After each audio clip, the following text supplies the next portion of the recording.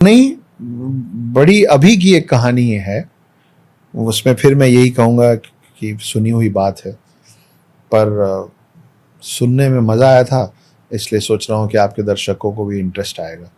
एक business tycoon है अभी, उनका नाम है, तीन चार पीढ़ियों से वो हैं, और वो हिंदू नहीं है, इसीलिए वो अरुण पंडित की बात हम नहीं कर रहे। ये हिंट है।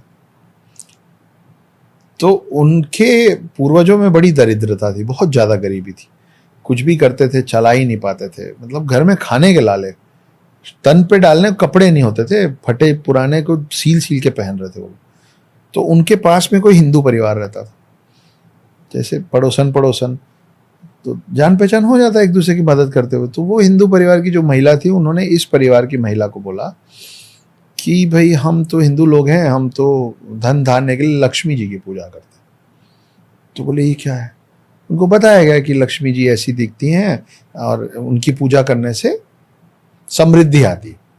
तो बोले मेरे को बताओ कैसे करते हैं पूजा। तो उन्होंने पूजा पद्धति समझा दी, साथ में लक्ष्मी जी का मंत्र दे दिया। अब ये क्या होता है ना कि जब आप बहुत भूखे होते हैं ना, तो आप ज़्यादा मेहनत से खाना ढूंढते हैं, है ना।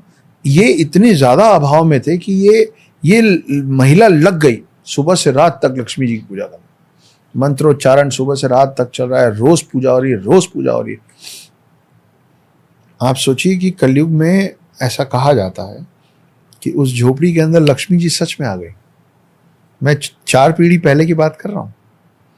लक्ष्मी जी सच में आ गए उनके सामने और बोली मैं बहुत प्रसन्न हूँ तुम्हारे पूजा पाठ से, तुम्हारी तपस्या से, मांगो क्या मांगती हो। अब उसको ये नहीं मालूम था कि लक्ष्मी जी की तासीर है कि वो आएंगी तो, लेकिन वो ठहरेंगी नहीं, वो चली जाएंगी, कभी ना कभी चली जाएंगी। उसको मालूम नहीं था। तो उसने बोला कि बस अब मेरा एक ही मानना, मतलब एक ही मांग है आपसे, मैं बस ये मांग रही हूँ कि अब जो आप यहाँ आ गई ना, इस घर से कभी जाइएगा मत, आप बस यहीं रहिए। तो लक्ष्मी जी बोली ये तो हो ही नहीं सकता है। विष्णु जी ने जब मुझे ये वरदान दिया था कि आप पृथ्वी में जब चाहें, जिसके पास जाएं, जितना चाहें धन दे सकते हैं, तो हमारे उनके एग्रीमेंट में उन्होंने एक कंडीशन लगा दी थी, क्लॉज अप्लाइड है कि आप जब चाहें, जितना चाहें, जिसको चाहें दे तो सकते हैं, लेकिन मैं जब चाहूं उसको वापस ले सकता हूं। और सरस्वती जी को उससे अच्छा वरदान मिला था कि आप जिसको विद्या दे आएंगी उसको मैं भी वापस नहीं ले सकता। तो ये जो तुम मांग रही हो तो मैं दे ही नहीं सकती, ये breach of contract with Vishnu ji हो जाएगा, है ना। तो ये नहीं हो पाएगा, कुछ और मांग लो बेटा। तो थोड़ी देर वो महिला सोची और बोली ठीक है, मैं आपको एक गिलास पानी पिलाना चाहती हूँ। जब तक मैं पानी ला के, मेरे घर में पानी नहीं, मैं पानी लेके आ रही हूँ, जब तक मैं पानी ला के आपको अपने हाथों से ना पिलाऊं तब तक आप यहाँ से नहीं जाएंगे। तो लक्ष्मी जी बोली कि ठीक है। तो बोली मैं आती हूँ पानी लेके।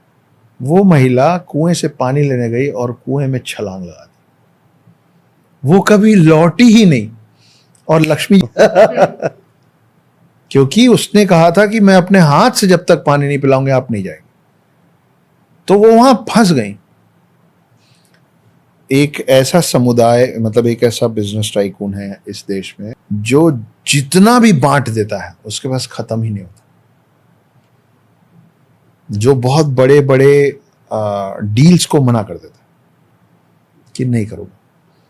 देशभक्त है, बहुत मतलब ड्यूटीज और राइचियसनेस के लाइन में चलने वाला व्यक्ति है, और वो तीसरी या चौथी पीढ़ी है। टाटा की बात कर, मैं वो तो कमेंट में लोग बताएं, हमको क्या पता। मुझे तो टाटा ही लग रहा है। मुझे नहीं पता।